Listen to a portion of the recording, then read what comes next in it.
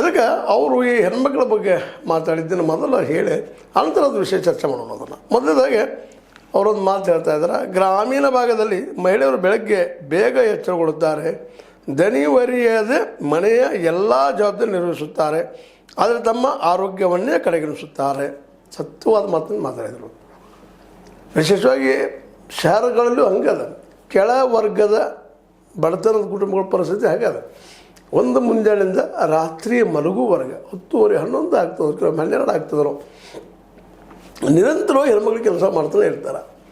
ಇತ್ತೀಚೆಗೆ ಒಂದಿಷ್ಟೇನೋ ಗ್ಯಾಸ್ಗಳು ಬಂದಿದ್ದರಿಂದ ಅದು ಶಹರ ಮಟ್ಟದಲ್ಲಿ, ಹಳ್ಳಿಗಳಲ್ಲಿ ಇವತ್ತು ಸಹಿತ ಅವರ ಆಹಾರ ತಯಾರು ಮಾಡೋದು ಕಟ್ಟಿಗೆಗಳ ಮೇಲೆ, ರೌದಿ ಮೇಲೆ, ಮತ್ತಿದ್ರ ಮೇಲೆ, ಇವ್ರ ಮೇಲೆ ಅಡುಗೆ ಮಾಡ್ಕೊಳ್ಳೋಂಥ ಹೆಣ್ಮಕ್ಳು ಹೀಗಾಗಿ ಹೊಗೆ ಯುಕ್ತವಾಗಿ ಅವ್ರ ಬದುಕನ್ನು ನಿಲ್ಲಿಸ್ತಾ ಬರ್ತಾರೆ. ಹೀಗಾಗಿ ಆರೋಗ್ಯದ ಬಗ್ಗೆ ನಿಷ್ಕಾಳಜಿ ಮತ್ತು ಕಾಳಜಿ ಇದ್ದರೂ ಕೂಡ ಅವ್ರು ಯಾರು ಆರೋಗ್ಯ ಅಂತ.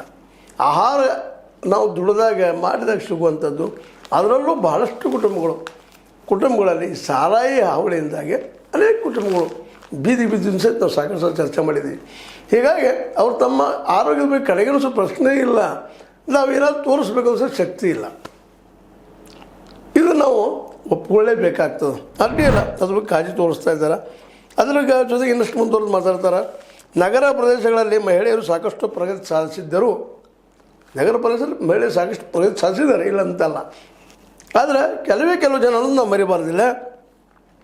ಏನಪ್ಪ ಅಂತಂದರೆ, ದೇಶದ ಹಲವೆಡೆ ಮಹಿಳೆಯರು ಇನ್ನೂ ಶಿಕ್ಷಣದ ಕೊರತೆ ಹಾಗೂ ಅವಕಾಶಗಳ ಅಭಾವದಿಂದ ಬಳಲುತ್ತಿದ್ದಾರೆ. ಭಾಳ ಸತ್ಯವಾದ ಮಾತು.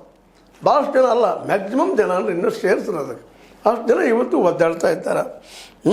ಮುಂದೆ ಅದ್ರ ಜೊತೆಗೆ ಏನಪ್ಪ ಅಂತಂದ್ರೆ, ಹಿಂದಿನ ಕಾಲದಲ್ಲಿ ಆರ್ಥಿಕವಾಗಿ ಸಮೃದ್ಧವಾಗಿದ್ದ ಕುಟುಂಬಗಳ ಬಾಲಕಿಯರಿಗೂ ಶಿಕ್ಷಣ ಪಡೆಯುವ ಅವಕಾಶ ಎಲ್ಲ ಸಮಯದಲ್ಲೂ ಲಭ್ಯವಾಗಿಲ್ಲ.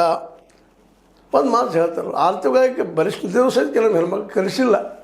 ಯಾಕಂದರೆ ಸಂಪ್ರದಾಯದ ಒಂದು ಕಪಿಮುಷ್ಟಿಯಲ್ಲಿ. ಹೀಗಾಗಿ ಅದು ಸರಿಯೇ ಇಲ್ಲ, ನಾವು ಒಪ್ಕೊಂಡು ನಾವು ಈಗ